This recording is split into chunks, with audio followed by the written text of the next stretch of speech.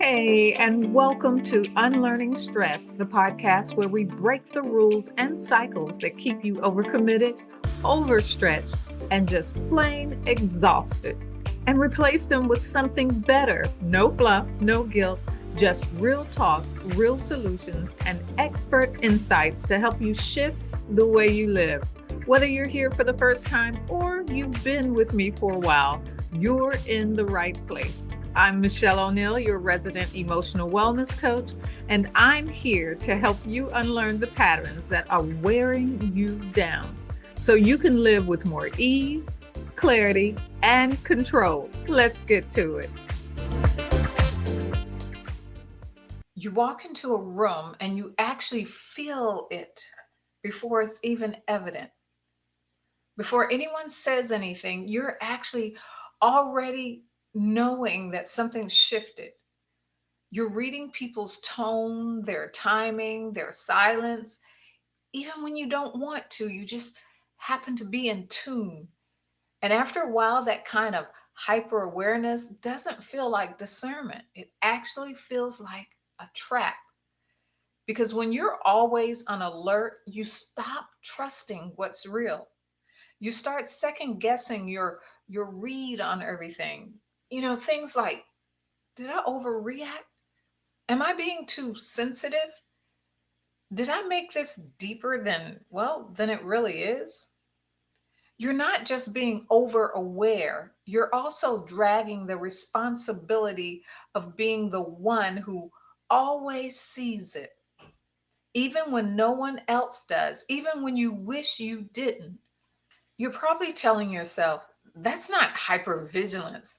That's just me being discerning. So let me help you with that one a little bit here. Discernment isn't passive. It's not some gentle whisper that always feels good. Discernment is bold, it's disruptive, it's unmistakable. Look, case in point. I want you to think, if you know anything about the Bible, I want you to think of King Solomon.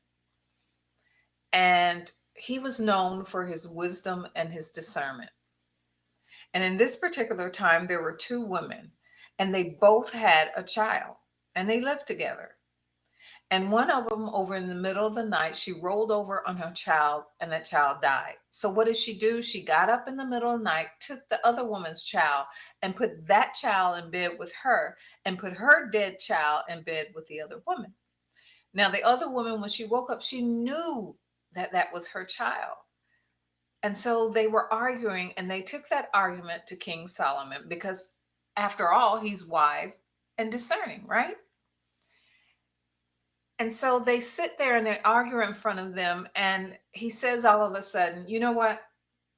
He tells his men, bring a sword. And when his man comes with the sword, he says, I want you to cut this child in half. And he's talking about the living child, right? He says, that way, both women will have a piece of that child. And one of the women said, no. You see, at that moment of clarity, that cut right through all emotions, all lies, and all confusion. And his answer wasn't soft, it was, bring me a sword.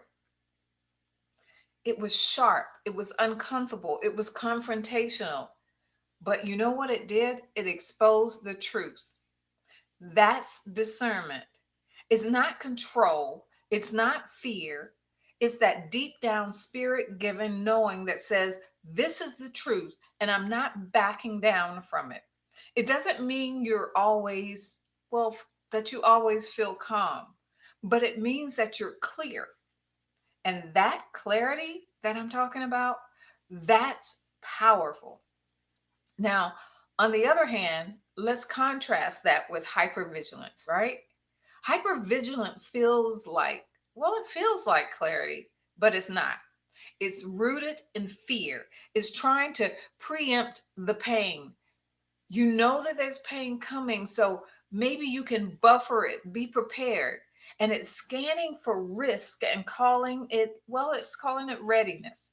But when you're in control mode, the question and the test, will always be, what's my motivation? Am I looking for truth, or am I trying to avoid discomfort? And that's the line between discernment and control. Hypervigilant doesn't just live in your head. Look, it lives in your body. So, what does it look like? Your jaw is tight before you even know that you're clenching it. You catch yourself grinding your teeth again. Your shoulders are almost up to your ears. And I'm telling you, rest your shoulders. And your stomach, it's in knots. You're bloated or gassy or off because of all the acid that you're holding, but you keep moving. And this isn't just stress. This is your whole body stuck in readiness, not because there's a threat, a real threat, but because your system never shuts off. You wake up exhausted.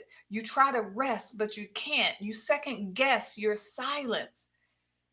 And even when nothing's wrong, your nervous system begins to act like something is.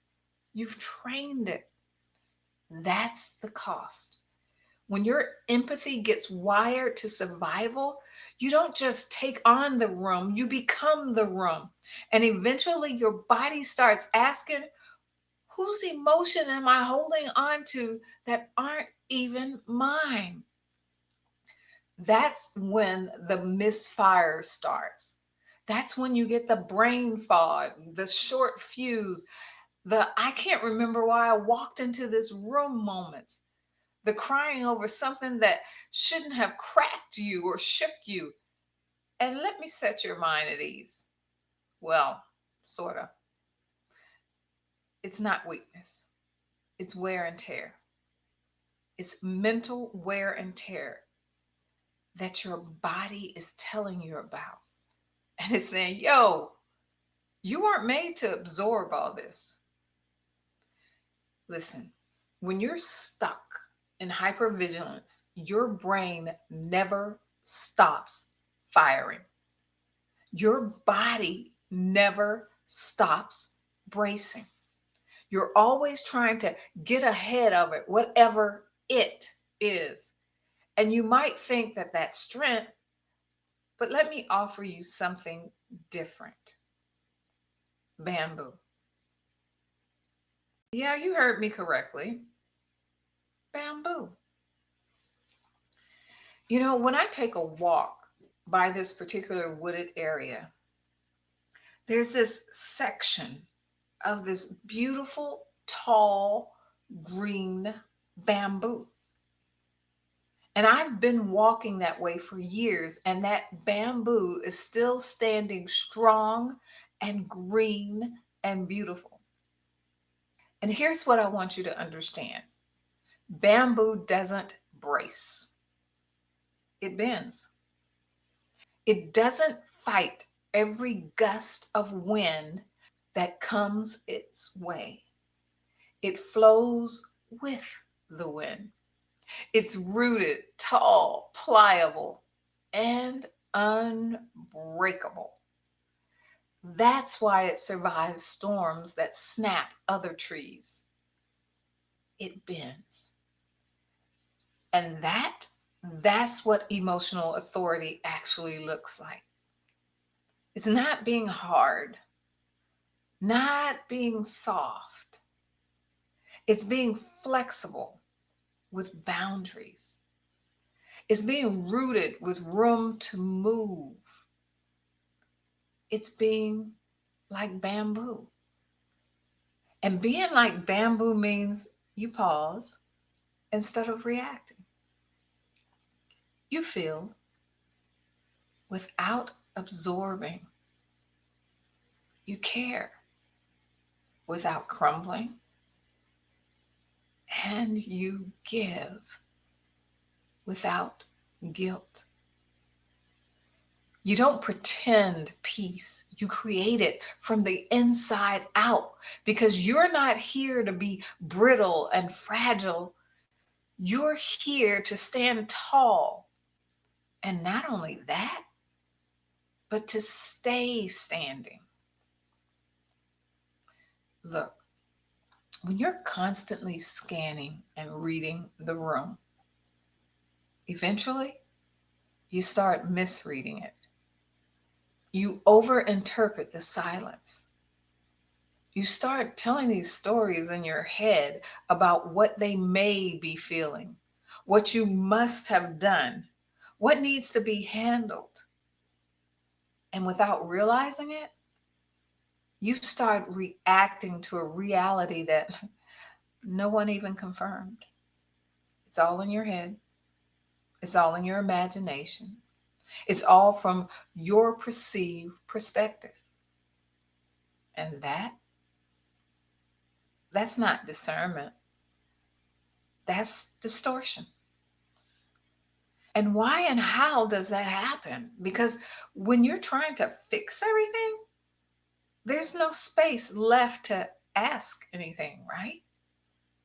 You don't even take the time because you think you know it. You stop asking questions, you stop letting friends speak for themselves, you take responsibility before they even claim it. And that's not connection, that's emotional micromanagement. And most people I know, including me, hate being micromanaged. That, well, that micromanagement invites rebellion. So here's how we invite the shift. Feeling everything doesn't mean fixing everything. Did you get that? Feeling everything doesn't mean fixing everything. You're not the custodian of everybody else's comfort. Sometimes holding space looks like this. Hey, look, what's coming up for you right now? What's on your mind? Or how are you feeling about this? What are you thinking? Or am I reading more into this than there is?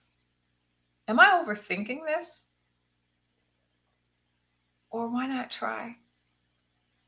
What do you need? Wow, that's not checking out. You know what that is? That's checking in. And it gives them the chance to do what only they can: tell the truth, own their part, and take responsibility for their own feelings. That's not your cross to bear. So stop hindering other people's growth. You were meant to create space and let others walk into it with you. Look, when you feel yourself starting to take on things that are not yours, when your mind is racing and your body is bracing and you don't even know what emotion is yours anymore, don't push through. Don't figure it out. Stop. No, I mean that literally. You say it out loud and you stop. You give your body and your mind direction. Simple word: stop. That one word tells your body, we're not going into overdrive today. Mm-mm. It cues your mind to pause, to interrupt the spiral. Sometimes you step out of the room if that's what you got to do. Sometimes you breathe. And sometimes you got to excuse yourself in mid conversations. Hold on now. Give me a minute. I'll be right back. But that stop, it gives you a second to check in before you take on something that was never yours to take on.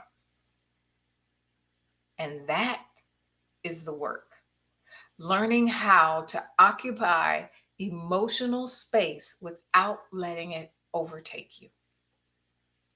And listen, if this episode gave a name to something that you've been living out but couldn't quite articulate it, I have something for you, and it's called the experience.